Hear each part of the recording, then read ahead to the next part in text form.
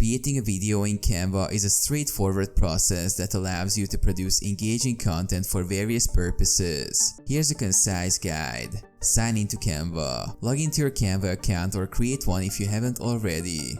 Start a new project. In Canva, click Create a Design and select Custom Dimensions. Set the dimensions to match your video's aspect ratio, typically 16:9 for standard videos. Select a template. Canva offers various video templates to kickstart your project. Browse the template library and choose one that fits your vision.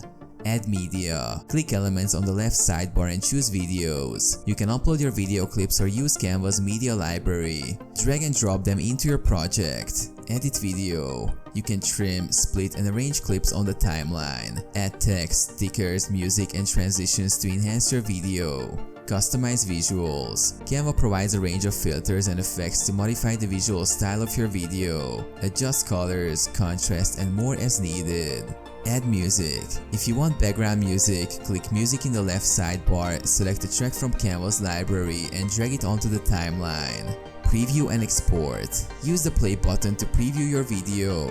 Once you're satisfied, click the publish button and select download to save it to your device. Share or publish. You can share your video directly from Canva to various social media platforms or download it to your computer for further distribution.